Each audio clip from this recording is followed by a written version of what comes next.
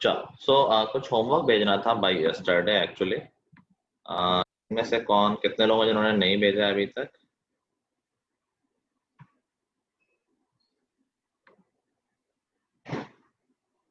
सबने भेज दिया तुम लोगों ने? एरन ने तो नहीं भेजा है।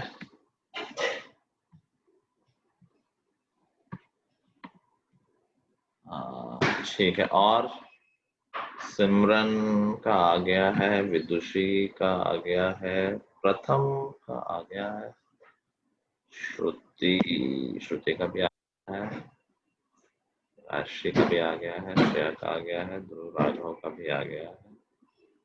श्रेयांश तुम्हारा होमवर्क नहीं आया ना? एंड सात्विक, हाँ सक्षम, तुमसे तो बात हो गई थी। श्रेयांश एंड सात्विक, तुम लोगों ने होमवर्क क्यों नहीं भेजा? श्रेयांश ने भेज दिया है। अच्छा अच्छा, हाँ हाँ याद आ गया। ठीक है, श्रेयांश का तो आ गया है। सात्विक,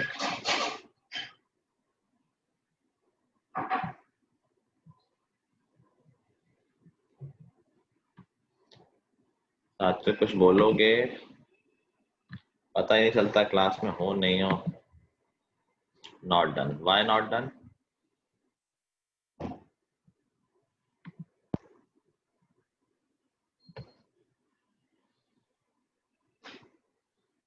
क्यों बचा है? थोड़ा सा बचा है तो नई चीज थोड़ी बता रहे हो। नॉट डन और बचा है एक ही बातें होती हैं। क्यों बचा है? डेली एक एक एक्सरसाइज ही आती थी ना, और गैप में 2 एक्सरसाइजेस, इसमें ना होने का क्या सेंस है? मान्या, तुम्हारा भी होमवर्क नहीं आया I guess. Sorry, won't work here. I hope you are enjoying it. चलो, so let's begin. Doubts, I think हमारा एक्सरसाइज सारी डिस्कस ही हो गई थी। Yes sir. Yes sir. ठीक है, वर्कशीट का डाउट डिस्कस होने थे आई गेस आज। Yes sir. हाँ मान्या, अभी मेल आईडी मुझसे लेना, मेल कर देना। ठीक है, डाउट्स पूछना शुरू करो। सर 20। क्वेश्चन नंबर 20 से पहले कोई डाउट? No sir. 20 से पहले कोई डाउट ही नहीं है? वर्कशीट में? हाँ हाँ सर, नहीं है, कर ली सर। है सर। एक बार आंसर भी वेरीफाई कर लेते हैं, हो सकता है कई लोगों ने कर लिया और आंसर गलत हो। ये आंसर तो गिवन नहीं है। दीपेश, तुमने सरफेस एरिया चैप्टर पढ़ रखा है क्या? हाँ सर कौन सा? Surface area and volume. हाँ सर, पढ़ रखा है। अच्छा नाइस, तो हमारा वैसे चैप्टर खत्म हो गया है, बस हम डाउट डिस्कस कर रहे हैं। तुम्हारा स्कूल क्या है दीपेश? School name? हाँ स्कूल। Ryan international school. तुम रायन से ही हो? Yes sir. ओके ओके, फिर तो जानते होगे बहुत लोगों को। कौन है तुम्हारा यहाँ बेस्ट फ्रेंड, मतलब अमंग प्रेजेंट? सातवें या श्रेयांश है। अच्छा, थोड़ा मतलब घूमने फिरने खेलने के लिए तो ठीक है, बाकी श्रेयांश को तो तुमने देखा ही होगा, यस सर। और अभी सात्विक को भी देख ही लिया होगा। Yes sir. ये जो डांट खा रहे हैं तुम्हारे दोस्त ही हैं, तो एनीवे चलो। So let's see. यार ऐसा नहीं हो सकता। हाँ, आंसर बोलना शुरू करो। क्वेश्चन नंबर 1, आंसर बोलते रहो सब लोग। 125 जल्दी बोला करो। Centimetre cube. Centimetre cube. सबका आ रहा है same answer? Yes sir. Yes sir. किसी को डाउट हो पूछ लेना। Question number 2, 14400 centimetre square. 21600। हाँ सर, मैंने टीएसए भी निकाल दिया था उसका। 21600 सेंटीमीटर स्क्वायर। ओके, ये सबका आंसर। सर आप वर्कशीट करवा रहे हैं क्या? हाँ, वर्कशीट के आंसर डिस्कस हो रहे हैं। Okay sir. ठीक है, क्वेश्चन नंबर 3 का आंसर 1728 सेंटीमीटर क्यूब। 1728 सबका ये आ रहा है? सर ये क्वेश्चन नहीं आया मुझको। तो अभी डाउट पूछ रहे थे, 20 से पहले किसी का डाउट ही नहीं था। मेरा है सर, थर्ड क्वेश्चन। अच्छा, ये तो मेरा भी नहीं आ रहा। कह रहा था length of longest rod that can be placed inside a cube is 12 root 3. एक क्यूब के अंदर लेंथ ऑफ लॉन्गेस्ट रॉड क्या होती है, क्या फॉर्मूला है उसका? साइड में उसका फॉर्मूला क्या है? 3 जो भी साइड है। अगर साइड ए है तो लेंथ ऑफ लॉन्गेस्ट रॉड क्या होती है?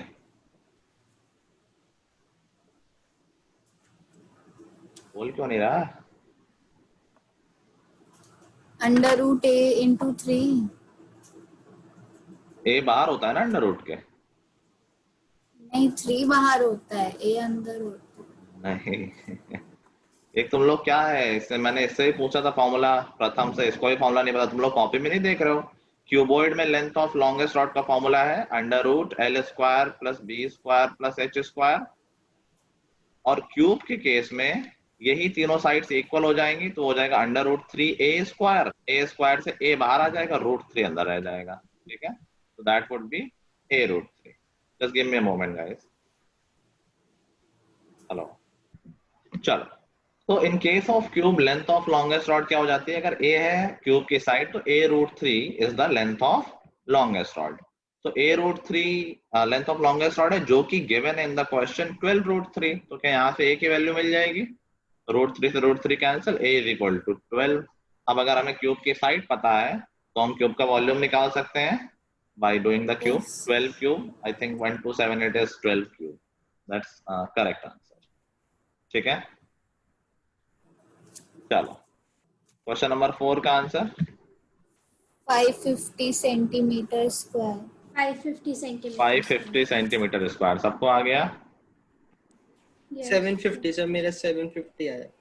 750 आया है। If 5 cubes each of edge 5 centimeter are kept together, ये क्वेश्चन तो हमने ऐसा किया हुआ है। 5 क्यूब्स हैं तो अब लेंथ हो जाएगी 25, विड्थ और हाइट सेम है। 25 5 और 5 होगा ना, तो तुमने Yes. कैलकुलेशन मिस्टेक कर दी होगी। चेक ठीक कर है लेना। सर। ठीक है, क्वेश्चन नंबर 6।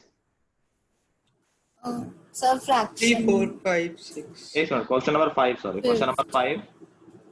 फ्रैक्शन में आ रहा है गंदा। अब करके दिखा दो। नंबर ऑफ टाइल्स फ्रैक्शन में कैसे आ सकता है?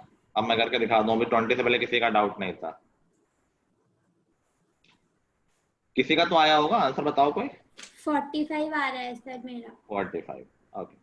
कह रहा है the cost of white washing the 4 walls of a room at the rate of ₹50 पैसे पर स्क्वायर मीटर is 187.5। अच्छा, पर स्क्वायर मीटर का कॉस्ट दे रखा है और टोटल कॉस्ट दे रखा है। Can we find area? Yes sir. Yes sir. Divide करके, वही बात है, एक चॉकलेट का कॉस्ट दे रखा है और टोटल कॉस्ट दे रखा है, तो नंबर ऑफ चॉकलेट्स निकालनी है। Similarly total cost is 187.5, per unit का कॉस्ट है 0.5 रुपीज की बात कर रहा हूं मैं। तो इसको अगर हम सॉल्व करेंगे so that would be I think 375। ठीक है, 375 metre square is the area of 4 walls. और 4 वॉल्स के एरिया का मतलब क्या होता है? कौन सा एरिया है ये? सी है सर। LS। ऐसे तो होता ही नहीं क्यूबॉइड में कुछ। तो 4 वॉल्स के एरिया मतलब LSA की बात हो रही है। तो LSA मालूम है हमें, और LSA का फॉर्मूला होता है 2H ब्रैकेट में L + B, that is equal to 375। ठीक है, नाउ आगे देखो कोई और इंफॉर्मेशन दे रखी होगी। आगे कह रहा है कि height of room is 5 metre. ठीक है, रूम की हाइट दे रखी है 5, and length and breadth are in the ratio 3:2। तो अगर लेंथ और ब्रेथ 3:2 के रेशियो में है तो हम उनको 3x और 2x मान सकते हैं। ठीक है, वैल्यू डाल दी h की 5, ये हो गया 3x और b हो गया 2x, जो कि हो जाएगा total 5x। This is equal to 375। अभी जो कैंसिल हो रहा है कैंसिल कर लो, तो यहाँ से 5 और 5 तो कैंसिल ही हो गए। आई थिंक ये आएगा 15 टाइम्स आई गेस। ठीक है, तो यहाँ पे x की वैल्यू आ गई 7.5 या 15/2। अगर x आ गया तो L और B आ गए, यस सर। पहले पुट कर देंगे, आ जाएगा। Now the question is saying कि if the floor of room is to be tiled with the tile of dimension 3:2.5। कह रहा है इस रूम के फ्लोर में टाइल लगवाने हैं और टाइल, एक टाइल का डायमेंशन है 3:2.5। तो बताओ कितने टाइल लगेंगे? ये निकालने के लिए हमें क्या कैलकुलेट करना चाहिए? एक रूम में टाइल लगने हैं, एक टाइल का साइज पता है तो हमें क्या कैलकुलेट करना चाहिए? Area of tile. Area of course, total floor का एरिया अपॉन एक टाइल का एरिया। यही तो है ना। अगर मान लो फ्लोर का एरिया है 200 मीटर स्क्वायर, एक टाइल का एरिया है सपोज 10 मीटर स्क्वायर, तो कितने टाइल लगेंगे? 200 टोटल एरिया, एक टाइल का 10 है, तो टोटल कितने टाइल लगेंगे? 20। डिवाइड। ऐसे रूम का एरिया हम निकाल सकते हैं L इंटू बी। एल हो जाएगा हमारा 3x, मतलब 3 इंटू 7.5। मैं मल्टीप्लाई नहीं कर रहा हूँ, जरूरत नहीं, कैंसिल ही हो जाएगा तो कैंसिल कर देंगे। इंटू ब्रेथ, अब वो है 2 इंटू 7.5 जो कि एक्चुअली 15 ही हो जाएगा। 3 से 3 कैंसिल, 2.5 से 7.5 कैंसिल, 3 7.5 इंटू 2 15 इंटू 3 45। विदुषी का आंसर ठीक था बिल्कुल। शायद गलती मिल गई अपनी। सर एक्स गलत है। सबको आ गया समझ में? यस।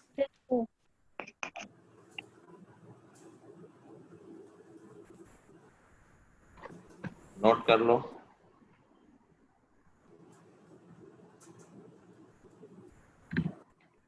एब्सेंट आज आई थिंक सूर्यांश है, उसके अलावा कोई दिख रहा है एब्सेंट? इन तो लोग और होने चाहिए। ध्रुव तुम्हारा कैमरा क्यों? ध्रुव अग्रवाल आ रहा आवाज से, तुम्हारा कैमरा क्यों ऑफ है? एरिन सात्विक। सर रोहित एब्सेंट है। सर वो मैं थोड़ा ज्यादा ही लाइट वाले रूम में बैठा हुआ हूँ। तो मतलब उससे हम सबकी आंखें खराब हो जाएंगे? नहीं ऐसा नहीं है। तो ऐसे ना एकदम ऑफ कर रखा है कि ऑन करते एकदम वो आता है ना, प्रकाश आया, सबकी आंखें एकदम, कहते हैं डायरेक्ट मत देख लेना ध्रुव को, इक्लिप्स जैसा, ऐसा कुछ। नहीं तो फिर ऑन कर लो। चलो क्वेश्चन नंबर 6। सर मैं कल एब्सेंट थी। तो कल तो संडे था। क्या सर? कल तो संडे था, कल कौन सी क्लास थी? अरे सॉरी सर। नहीं सर, मैं एब्सेंट थी एक दिन जब क्लास थी। तो रिकॉर्डिंग देख लेनी चाहिए थी ना अब तक। सर देख ली थी। अच्छा, तो अभी अचानक से क्यों आपने आ रही? नहीं सर, वो मैंने अपूर्वा से पूछा था तो उसने कहा कि किसी ने शायद बताया नहीं था। अच्छा, मुझसे पूछ लिया करो ना, मैं ऐसा थोड़ी रिप्लाई नहीं करता हूँ। चलो question number 6, answer 64 centimetre metre square. Square. 64 आ रहा है सबका, 64 सेंटीमीटर स्क्वायर। 864, ओके। सर मैं और जरा मीटिंग को लीव करके वापस ज्वाइन कर सकता हूँ? हाँ हाँ करो। सबका आ गया ना आंसर, किसी को डाउट नहीं है? चलो question number 7। 1078 centimetre cube. 1078 centimetre cube. ठीक है, इसको भी जिस क्वेश्चन में डाउट हो पूछ लेना। Question number 8। 880 centimetre square. ज्यादा लोगों ने बोल दिया। 880 centimetre square, okay. Next question number 9। 14 72 centimetre 76.5 centimetre cube. 7276.5। तो मेरा ये गलत आ रहा है। तो मेरा सर मेरा भी गलत आ रहा है। ओके, क्वेश्चन नंबर 9 है, कह रहा what is the volume of greatest cylinder that can be cut from the cube of side 21।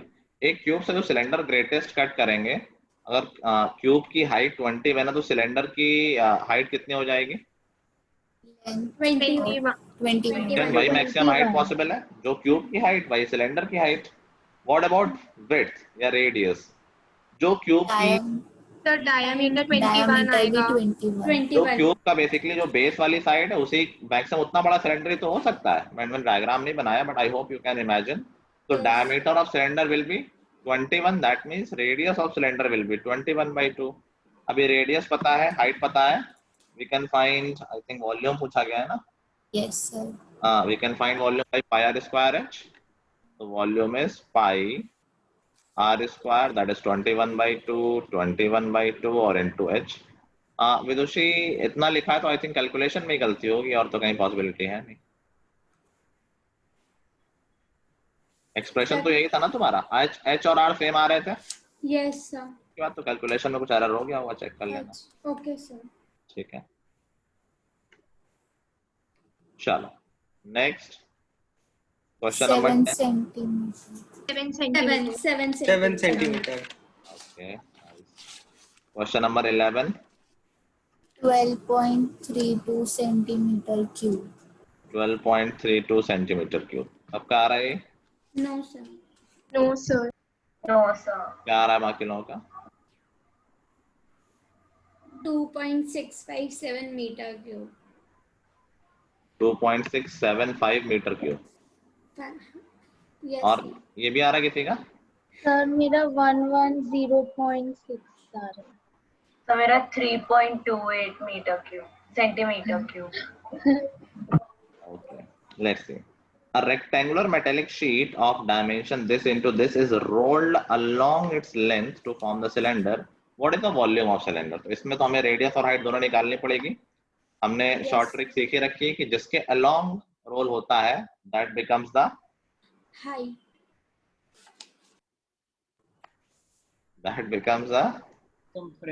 circumference. तो इसे उल्टा याद कर रखा है.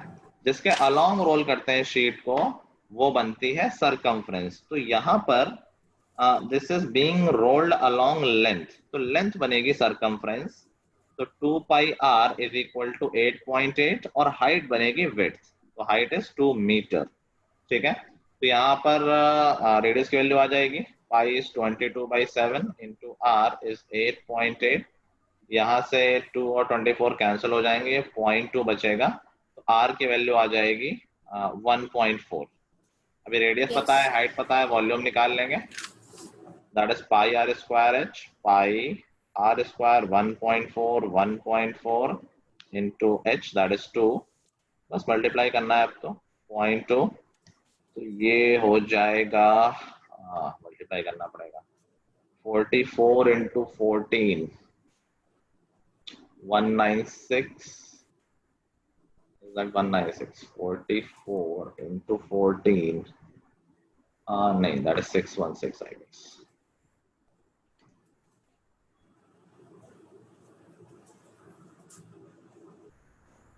616 and then into 2. So 1, 2, 3, 2 और 2 places by decimal. I think Shreya का correct था बिल्कुल. Very nice. आ रहा हो, तुम कहाँ छुपे बैठे हो? तो मैं फोन से लॉगिन कर रहा हूँ. अच्छा,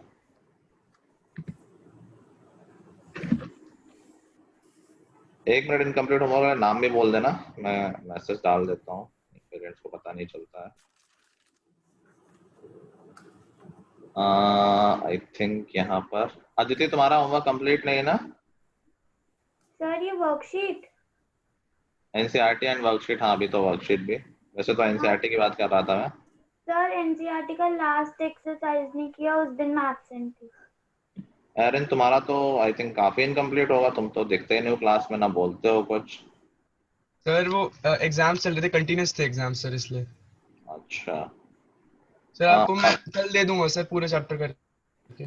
चलो मैं आज से छोड़ दे रहा हूँ सबको. कल सब लोग कल तक का टाइम में कंप्लीट करो. चलो सर आज मेरा मैथ्स का एग्जाम था. कैसा हुआ? सर अच्छा आ गया. अच्छा है, बहुत अच्छा. सर अभी तो अच्छा. मेरा भी था. ठीक है, अदिति को अचानक से कुछ याद आता है, वो तुरंत बोल देती है. Okay Aryan, that's nice. मेरा भी था. कोई कुछ बोल रहा है, मुझे लग रहा है आवाज बहुत धीमे आ रही है. सर अपूर्वा का भी था. अच्छा अपूर्वा, कैसा हुआ? सर मेरा भी अच्छा था. अच्छा ठीक है. एरन कह रहा है कि is expecting full, no mistakes as per me. No mistakes as per मी सबके लिए वैलिड होता है. वो तो जब आपस में मैच कराते हैं तब फिर गुस्सा आती है, और दोस्तों पे जिनका सही होता है. चलो कहाँ तक हो गए थे? 10 तक हो गए थे, 9 तक हुए थे? 11 तक. 11 तक. 11 तक हो गया. 12 का आंसर 250 rotations. 250. ओके. 13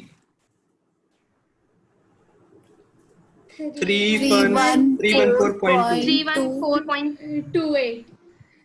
सबका आ रहा है? Yes. Yes, Yes, sir. sir. Centimetre cube, metre cube क्या है? Centimeter cube. Centimeter cube. Okay 14 175 1, centimeters. 2, 3, 2, 1 2 3 2. 1, 2, 3, 2. Unit नहीं बोलता है कोई। Centimeter cube. ठीक है 15 4. 4. 2. 4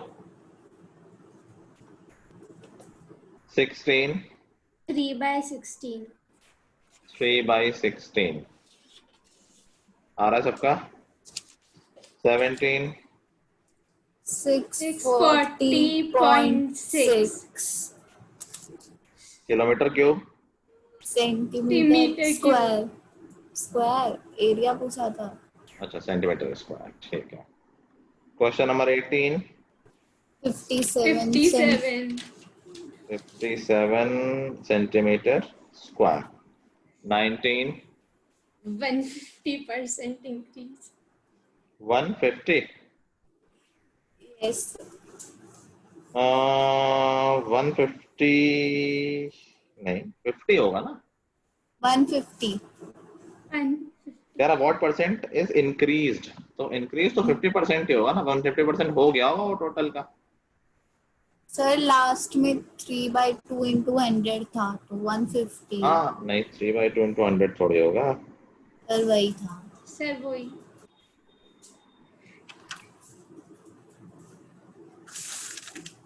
चलो एक स्फीयर है तो उसका एरिया कितना होगा? 4 pi r square. 4 pi are square. अगर इसको हम कट करके दो हेमीस्फीयर बना देंगे तो एक हेमीस्फीयर का एरिया 3 पाई आर स्क्वायर, तो दोनों का एरिया मिला के 6 पाई आर स्क्वायर हो जाएगा। Yes sir. अभी क्वेश्चन क्या पूछ रहा है? कितना बढ़ा है? तो what is change in area? 6/4 क्या करेंगे ना, 6 pi are square minus 4 pi are square, that would be 2 pi are square. ठीक है, ये चेंज हो गया। और चेंज परसेंटेज पूछा है तो चेंज अपॉन ओरिजिनल था 4 pi are square into 100, so that would be 50%। ठीक है, अगर क्वेश्चन ये होता है कि कितना हो गया ओरिजिनल का, तो देन इट इज 150%। बट ये नहीं पूछा था। आई थिंक बाकी लोगों ने किया नहीं, क्या किसी और ने आंसर बोला नहीं? सिमरन, वानिका, मान्या नहीं बोल रही है। मैं सिर्फ 16 तक ही कर पाई थी। मैंने श्रेयांश का मैसेज बहुत लेट देखा। अच्छा, और मैंने भी. आज करना तो था ही, तो मैंने क्लास में बताया था, आज सबमिट नहीं करना था, बस ट्राई तो करके आना ही था ना। ठीक है, चलो क्वेश्चन नंबर 20 में सबको डाउट है, किसी का हो गया है क्या 20?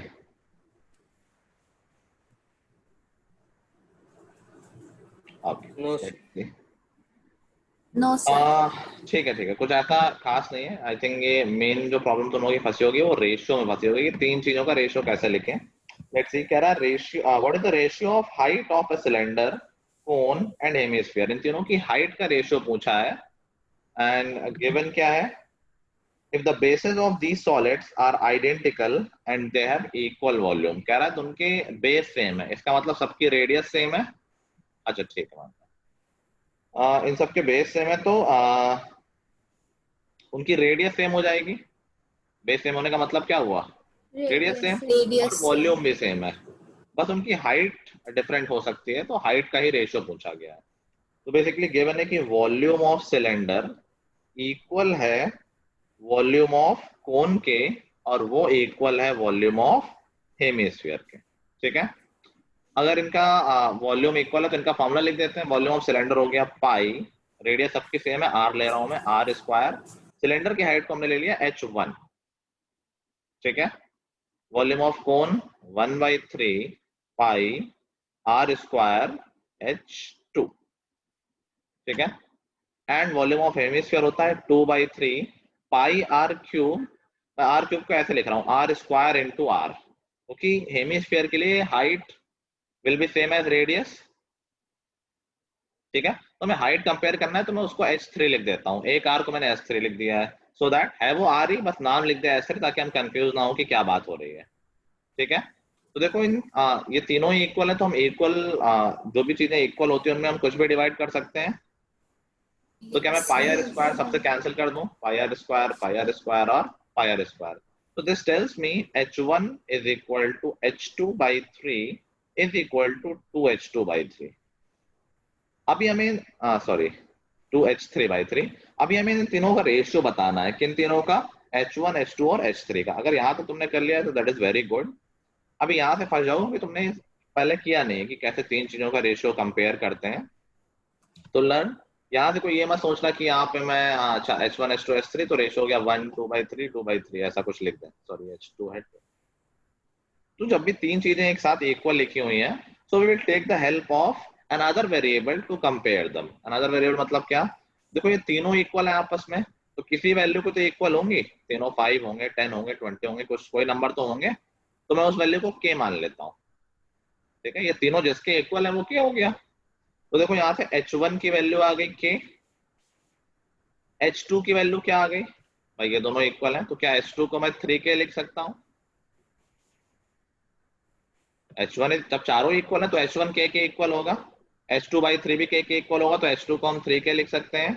2h2 by 3 भी 2h3 by 3 k के इक्वल होगा, तो हम h3 को 3k by 2 लिख सकते हैं। अब इनका रेशियो निकालना आसान है, तो h1 ratio h2 ratio h3 क्या हो जाएगा, k ratio 3k ratio 3k upon 2। k सबसे हम कैंसिल कर सकते हैं, तो रेशियो क्या आ गया 1 रेशियो 3 रेशियो 3 by 2। अब by 2 अच्छा नहीं लगता है तो हम सब में 2 से मल्टीप्लाई कर दो। देखो रेशियो में कुछ भी मल्टीप्लाई करो, सब में कुछ भी डिवाइड करो, रेशियो थोड़ी ना चेंज होता है। तो थोड़ा अच्छा दिखने के लिए सब में 2 से मल्टीप्लाई कर लो, तो 2 रेशियो 6 रेशियो 3। फाइनल आंसर हम ऐसे लिखते हैं इंटीजर्स में। आगे बात आपका समझ में? Yes. हाँ ठीक है।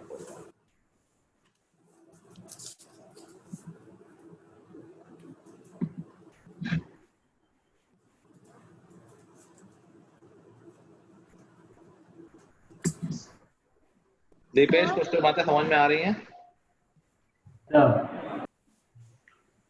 हाँ कोई कुछ बोल रहा था? सर मैं 2 मिनट में रिज्वाइन कर लूं हाँ प्लीज? हाँ हाँ ठीक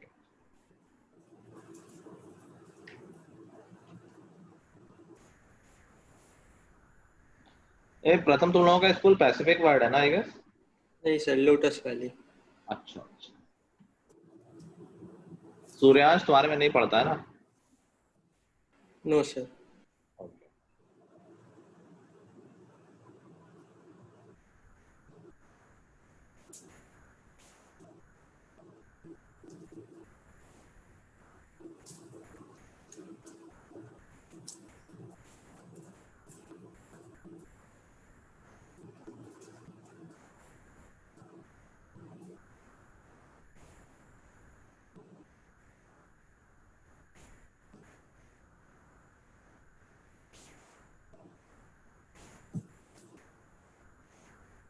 लिख लिया सबने?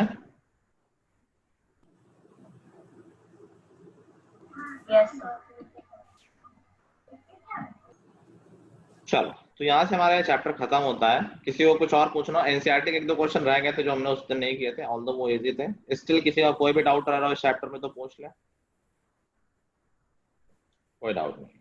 ठीक है, आई hope you like this chapter. बस कैलकुलेशन और फॉर्मूला बेस्ड है, ज्यादा कुछ टेढ़ा मेढ़ा ज्योमेट्री जैसा तो नहीं, ज्योमेट्री से तो बहुत ही अच्छा आई हो। ठीक है ओके चलो। सो एज आई सेड आज हम नया चैप्टर पढ़ेंगे। नया चैप्टर जो हमारे सिलेबस से हट गया है तो उस पर हम बहुत ज्यादा काम नहीं करेंगे क्योंकि वो बहुत इंपॉर्टेंट आगे के लिए नहीं है, सिर्फ उसकी एक थ्योरम है जो हमें याद रखनी है। तो हम थोड़े बहुत क्वेश्चन कर लेंगे और उसको जल्दी खत्म कर लेंगे। ठीक है, नेक्स्ट क्लास तक उसको खत्म कर लेंगे। Will just understand the concept. तो यहाँ पर जो चैप्टर है that is areas of parallelogram and triangle having same base and between same parallel lines. तो हम पैरेललोग्राम और ट्रायंगल पे बाद में आते हैं, पहले हम बात करते हैं कि what does it mean by figures having same base and lying between same parallel line. Deepesh be focused, अभी नया है सबके लिए है वो। चलो so suppose I have this figure, एक ट्रायंगल है मेरे पास, हम एक और ट्रायंगल भी बना लेते हैं। यहाँ मैंने दूसरा ट्रायंगल बना लिया, यहाँ एक क्वाड्रिलेटरल बना लेते हैं। चलो क्वाड्रिलेटरल, अभी तो ट्रायंगल ही लगने लगा है,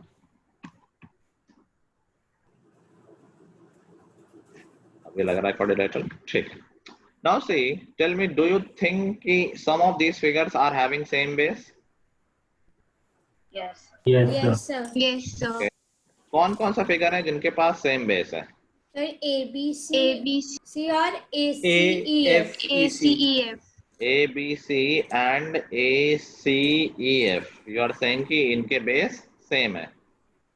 ये तो मैंने नाम ही नहीं, तो इसका बेस सेम नहीं है ADG का? No sir.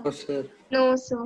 Very nice. देखो ये AC का पार्ट जरूर है लेकिन ये AC नहीं है, तो ध्यान रखना है कि two figures having same base, ये इक्वल बेस भी चलता है यहाँ पर, अलग अलग फिगर भी हो सकते हैं बट बेस उनके इक्वल होने चाहिए, तो उनका पूरा पूरा पार्ट इक्वल होना चाहिए। तो जैसे इस फिगर में triangle ABC and quadrilateral ACEF, they are having same base, ठीक है। और next thing is to observe the figures which lie between same parallel lines. इसका क्या मतलब है? जैसे हम कुछ फिगर ड्रॉ करते हैं, ये दोनों लाइनें पैरेलल हैं, ये पहले से हमें पता है। Now let's have some figures. मान लो कि एक ट्रायंगल है यहाँ पर, एक और ट्रायंगल भी है,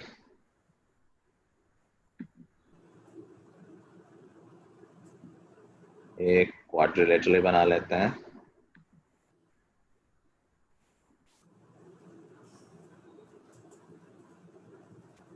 चलो एक फिगर में और भी बना देता हूं इसमें।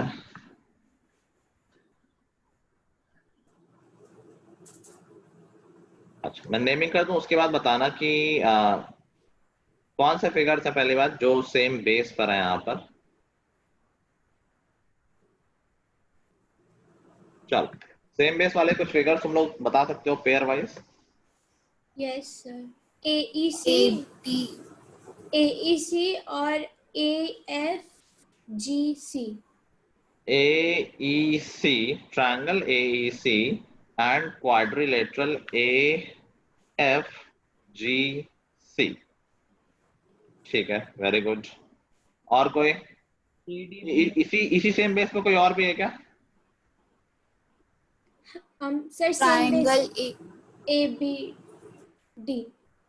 ABD सेम बेस पे है, उस बेस का नाम बताना जो सेम है। इन दोनों में सेम बेस कौन सा है, उस नाम बता सकते हो उसका? AC. AC. अब इस तरह सोचो, AC को देखो कि AC बेस पे कोई और फिगर भी बना हुआ है क्या? No sir.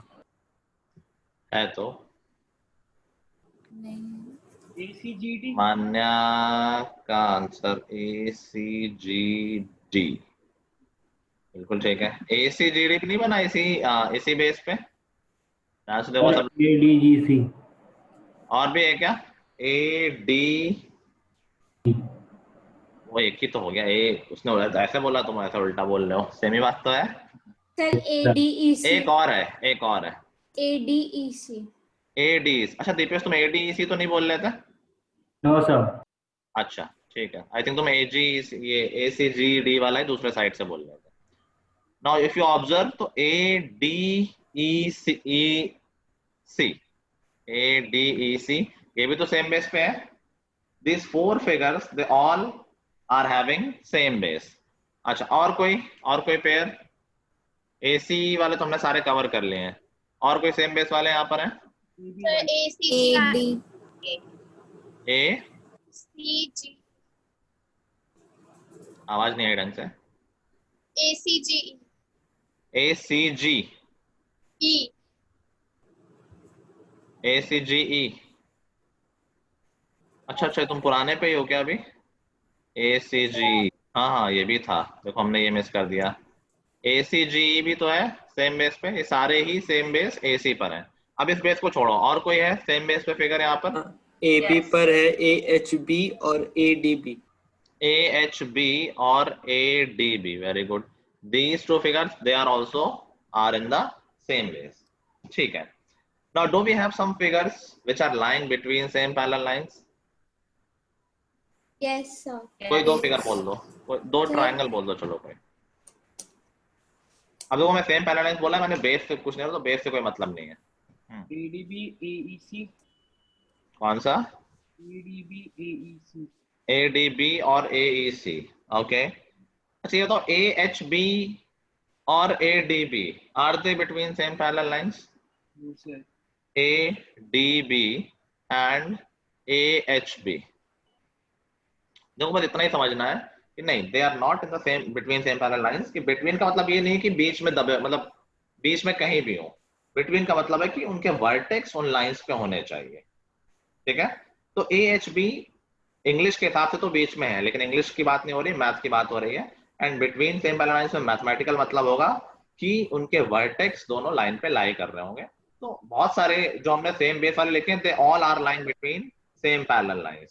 सिर्फ H वाला ही नहीं कर रहा है, बाकी सबके वर्टेक्स तो यही है. तो हम कोई भी दो फिगर यहाँ पर उठा लें, they all are lying between same parallel lines except AHB. ठीक है, समझ गए सब लोग? Yes, sir. Now we are interested in the figures which are having same base and lying between same parallel lines. तो I think ये सारे उसी कैटेगरी में आ रहे हैं. They are having same base as well as they are lying between same parallel lines. Now what is the first theorem of this chapter? हमारे chapter की पहली थ्योरम है, लिखो.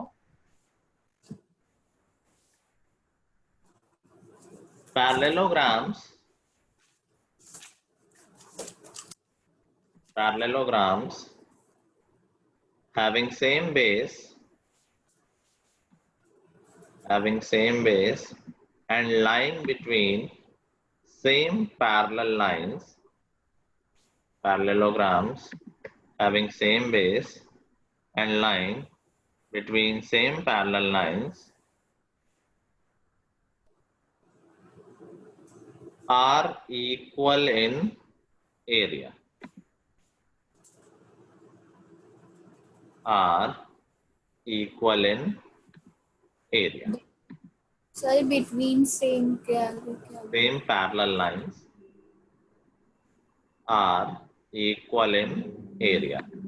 सब लोग समझिएगा वो स्टेटमेंट्स का क्या मतलब है कि ऐसे पैरेललोग्राम्स जिनका बेस सेम हो, या इक्वल भी चलेगा हर जगह जहां मैं सेम बोल रहा हूँ, जिनका बेस सेम हो और अगर वो सेम पैरेलल लाइंस के बीच में लाई करते हैं, then their areas will be equal. ठीक है, तो इसका प्रूफ देखते हैं. इसके प्रूफ के लिए मैंने डायग्राम बना रखा है. ABCD and ABEF. These are two parallelograms. Are they having same base? Yes, sir. Yes, sir. Are they lying between same parallel lines? Yes, sir. Yes, sir. So they will be equal in area. Anyone who can prove it? Simple है proof, right? Sir, मैं बोलो, पहले से पढ़ा है क्या? School में. अच्छा, स्कूल में हो चुका है? Yes, sir. Yes, sir. Syllabus से हट गया था, स्कूल वालों ने क्यों कराया? मैम ने बोला Sir. बहुत टाइम है. सर कुछ हटा ही नहीं, सब करा रहे हैं. Yes, sir. Okay, fine. मैं इसलिए इस पे ज्यादा ध्यान नहीं दिला रहा हूँ क्योंकि इसका आगे तुम्हें काम नहीं आएगा ज्यादा. ये तो फ्यूटाइल ना जाए तुम्हारी एक्सरसाइज, इसलिए मैं कम ही काम कराऊंगा. स्कूल में जो हो गया वो हो गया. चलो बताओ विदुषी. सर क्योंकि इन दोनों के बेस सेम है तो AB एंड सर जो मींस जो पैरेललोग्राम होता है उसका जो एरिया होता है वो बेस इनटू हाइट होता है और इन दोनों के बेस सेम है और इक्वल है AB. और सर जो पैरेलल लाइंस के बीच का जो डिस्टेंस होता है वो हमेशा इक्वल ही रहता है, तो इनकी हाइट भी इक्वल हो गई तो एरिया इक्वल हो जाएगा. अरे बातें सही है, but that's not how we prove this theorem. अभी हम हाइट ट्रायंगल्स को कॉन्ग्रुएंट प्रूफ करके करते हैं, क्योंकि अभी हमने हाइट वगैरह की बात Corresponding angles इसी के थ्रू हम बात करेंगे कि एरिया ऑफ पैरेललोग्राम का फॉर्मूला कहाँ से आता है. इससे ही आता है. जो हम उसकी बात इसके थ्रू करने जा रहे हैं तो उल्टा काम नहीं करेंगे, पहले हम हाइट वगैरह की बात कर लें. ठीक है, whatever you said it was perfectly fine, लेकिन थ्योरम को हम बेसिक से जाके प्रूव करेंगे. हाँ, बेसिकली पहले हम इन दोनों ट्रायंगल्स को कॉन्ग्रुएंट प्रूफ करेंगे. चलो, कौन कर सकता है प्रूफ?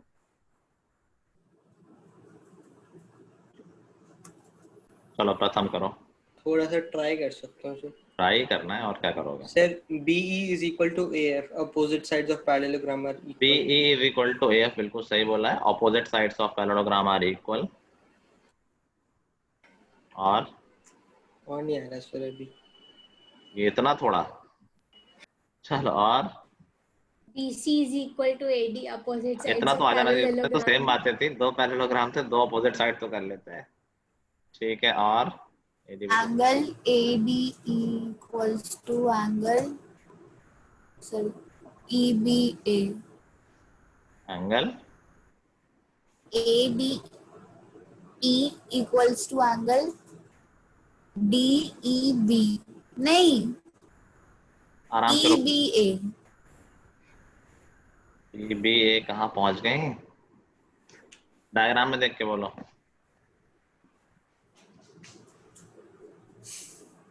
कुछ नहीं। अरे सही बोले थे श्रेया, सब लोग देख पा रहे हो ये एंगल कैसे होंगे? ये एंगल और ये angle, angle ADF and angle BC are they corresponding angle. सब लोग देख पा रहे हैं, पैरेलल लाइंस हैं, ट्रांसवर्सल है, तो करस्पॉन्डिंग एंगल्स हैं। So these angles are equal. Similarly ये दोनों एंगल भी करस्पॉन्डिंग एंगल है। ठीक है, दो ब्लू पैरेलल लाइंस, ऊपर वाला ट्रांसवर्सल, करस्पॉन्डिंग एंगल्स हैं। ठीक है, so these angles are also equal. Now you can use AAS criteria. एक साइड sufficient होगी। by AAS criteria we can say these two triangles are congruent. Yes sir. और अगर ये Yes. दोनों triangle congruent हैं तो क्या हम कह सकते हैं area of triangle ADF equal होगा area of triangle BCE।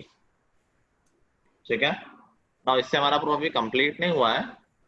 we wanted the area of parallelogram. तो what we can do, ये बीच का पोर्शन दिख रहा है, क्या मैं बोथ साइड ऐड कर सकता हूँ? बोथ साइड तो एक क्वेश्चन में कुछ भी ऐड कर सकते हैं। Yes, sir. So I'll do that. I will add area of ABCF both the sides.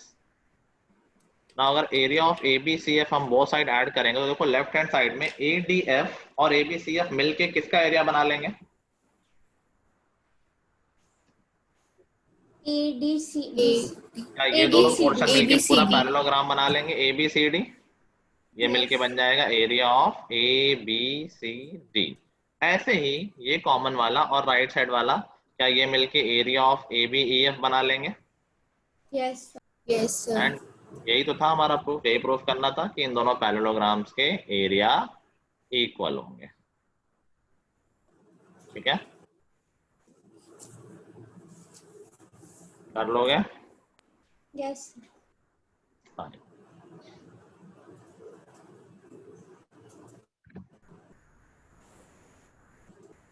मैंने कॉन्ग्रुएंसी वाले स्टेप नहीं लिखे हैं, तुम लोग लिख लेना कि वो मैंने ओरली बोल दिया था। सिर्फ कॉपी मत किया करो, अपना दिमाग भी लगाया करो।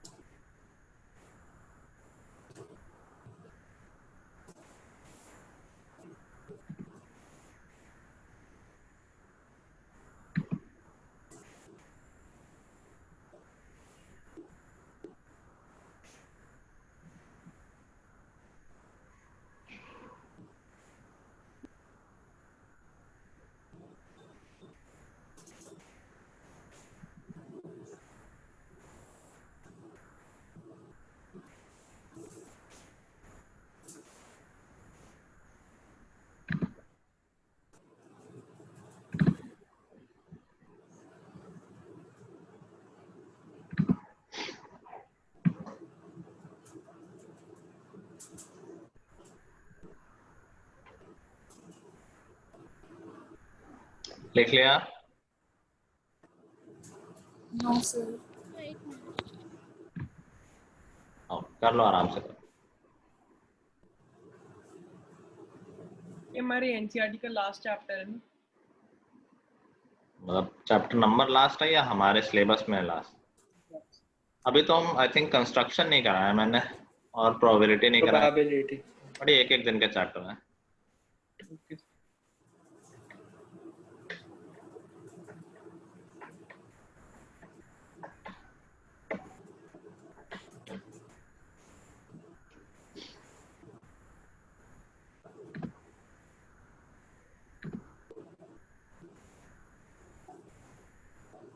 हो गया या श्रेया हो गया तुम्हारा?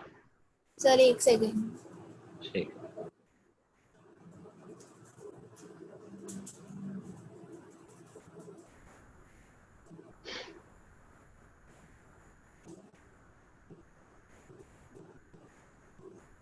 हो गया सर। ओके, अभी देखो हम कई सालों से यूज कर रहे हैं formula for area of parallelogram base into height, but we never thought कि ये फॉर्मूला कहाँ से आया। देखो ये फॉर्मूला कहाँ से आया है। अगर मैं यहाँ पर एक परपेंडिकुलर ड्रॉप कर दूं और ये यहाँ पर ड्रॉप कर दिया, नाउ टेल मी कि क्या ये एक रेक्टेंगल बन गया? मैं इनके नाम दे दूं, कहाँ तक नाम हो गया? एफ तक हो गया, जी और H. D G B H, is that a rectangle? Yes sir. ठीक है, और बेसिकली ये परपेंडिकुलर है, तो क्या ये पैरेललोग्राम की हाइट भी है? Yes sir. ठीक है, ओके, या फिर मैं बी एच को हाइट बोल दूं, एक ही बात है। नाउ बाय द थ्योरम, एक मिनट कुछ गड़बड़ हुआ है, मैंने परपेंडिकुलर दोनों वर्टेक्स से नहीं डालने थे। एक परपेंडिकुलर मैं यहाँ से डाल रहा हूँ बाहर की तरफ, बस I need to keep the base same, क्योंकि हमें थ्योरम यूज करनी है ना सेम बेस वाली। चल C A B G H, this is a rectangle. Now can we use a theorem here also कि जो रेक्टेंगल है ये भी तो एक पैरेललोग्राम होता है, तो can we use a theorem कि जो area of parallelogram A B C D होगा, that will be same as area of parallelogram ABGH. Yes. By the theorem, they are having same base, they are lying between same parallel lines. ABGH luckily एक rectangle है, तो क्या हम उसका area AB into BG लिख सकते हैं? L into B?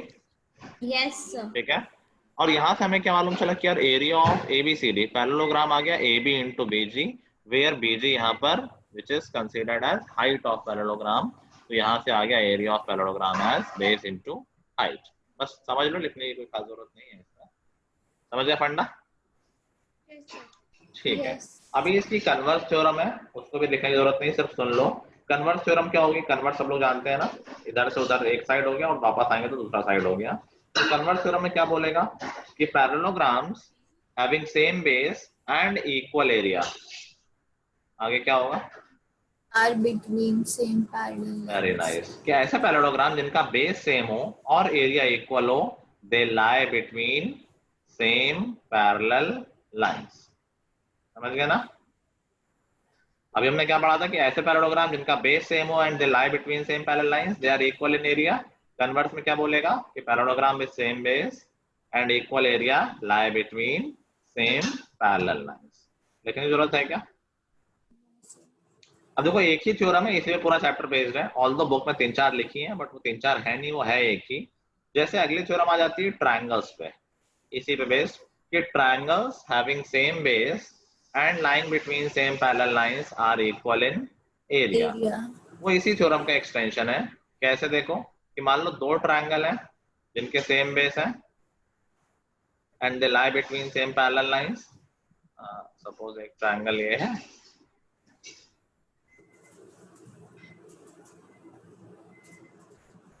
और दूसरा ट्रायंगल ये। तो इफ यू रिमेम्बर कि पैरेललोग्राम के डायगोनल से ट्रायंगल ही बनते हैं, 2 इक्वल ट्रायंगल बनते हैं, तो 2 ट्रायंगल के बारे में तो हमें नहीं पता है, लेकिन अगर हम इनके पैरेललोग्राम कंप्लीट कर दें, पैरेललोग्राम कैसे कंप्लीट कर दें कि भाई गिवन है कि दो ट्रायंगल है ABC और ABD। हम क्या करें, हम कंस्ट्रक्शन कर दें। हमने कहा एक लाइन हमने खींच दी है which is parallel to AC है, तो क्या यहाँ पर एक पैरेललोग्राम कंप्लीट हो जाएगा ब्लैक वाली साइड के साथ? ABEC will that be a parallelogram? क्योंकि opposite side parallel already given थी, हमने कंस्ट्रक्शन से पैरेलल बनाई है, तो both pair of opposite sides parallel है, तो it is a parallelogram. Similarly अगर हम ब्लू के पैरेलल एक लाइन खींच दें तो क्या एक और पैरेललोग्राम कंप्लीट हो जाएगा? ABFD, ठीक है ना। नाउ इन पैरेललोग्राम्स में क्या हम थ्योरम अप्लाई कर सकते हैं कि ये दो पैरेललोग्राम है, इन दोनों के बेस सेम है, they lie between same parallel lines, तो इनके एरिया इक्वल होंगे by the theorem area of ABEC will be equal to area of ABFD, ठीक है। नाउ अब दोनों को अकेले अकेले देखो कि यार ये जो ट्रायंगल ABC है क्या पैरेललोग्राम का हाफ होगा एरिया में, क्योंकि BC तो डायगोनल है इस पैरेललोग्राम का, इस पैरेललोग्राम पे ध्यान दो, BC इज डायगोनल, तो जो ABC का एरिया होगा वो पैरेललोग्राम का हाफ होगा। ऐसे ही ये जो ब्लू वाला ट्रायंगल है क्या इसका एरिया दूसरे पैरेललोग्राम का हाफ होगा? यस। तो अगर दोनों पैरेललोग्राम के एरिया इक्वल है तो उनके हाफ एरिया भी इक्वल होंगे। यहाँ से आ जाएगा कि एरिया ऑफ ABC इक्वल है एरिया ऑफ ABD, ठीक है। Again no need to write, पहले थ्योरम से हो रहा है। इसी में से एक चीज और कर दें, कह दे कि एक पैरेललोग्राम है और एक ट्रायंगल है with same base and between same parallel lines, क्या रिलेशन आएगा? सब पैरेललोग्राम का एरिया डबल होगा। अगर एक पैरेललोग्राम और एक ट्रायंगल, तो ट्रायंगल का एरिया पैरेललोग्राम का हाफ होगा या फिर पैरेललोग्राम का एरिया ट्रायंगल का डबल होगा। तो फिर के सारी एक ही बातें चल रही शुरू से आखिरी तक। तो इतना ही इस चैप्टर में, अगली क्लास में हम कुछ क्वेश्चन प्रैक्टिस कर लेंगे and then we will close this chapter, ठीक है। चलो आज के लिए इतना ही रहेगा, there is no additional homework. हाँ तो होमवर्क मतलब इसके एक्सरसाइजेस नहीं करनी? नहीं, अभी आज कोई होमवर्क नहीं है, पुराना होमवर्क ही, जो लोग पुराने नहीं कर पा रहे उनके लिए थोड़ा एडिशनल टाइम मिल जाएगा, जिन्होंने कर लिया वो लोग एंजॉय करें, ठीक है।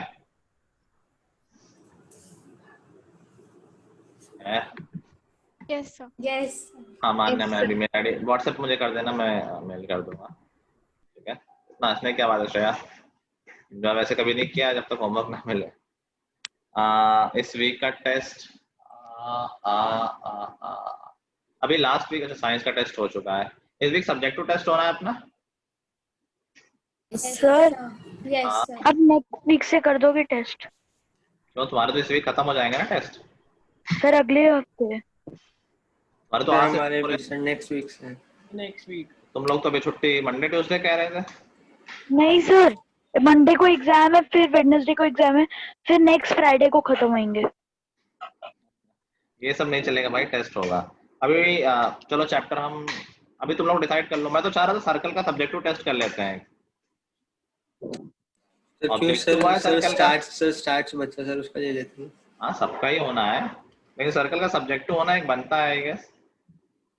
No sir. नो सर, बिल्कुल नहीं sir. No sir, no sir. क्या करेंगे सर स्टार्ट हमने अभी किया है क्या सर? 3-4 महीने तो बहुत पहले। स्टार्ट कहाँ से बीच में आ गया सर? अब तक करा नहीं है सर उसका सरफेस एरिया। सर क्वाड्रिलेटरल का भी नहीं करा, मॉडल का टेस्ट नहीं हुआ था, ठीक है। तो फिर क्वाड्रिलेटरल का सब्जेक्टिव टेस्ट हो जाएगा इस वीक। तो सब्जेक्टिव नेक्स्ट वीक से ले लेना सर, एग्जाम चलना है सर नेक्स्ट वीक से प्लीज। नहीं प्लीज सर नेक्स्ट वीक पूरे सर अगले दिन एसएसटी का एग्जाम है, बहुत चैप्टर्स पूरा वीक है ना, तैयार करो, आज तो मंडे है ना सर। बीच में भी तो एग्जाम है सर। वेडनेसडे के बाद कब एग्जाम? फ्राइडे। फ्राइडे तो ठीक है, फिर सैटरडे संडे है ना।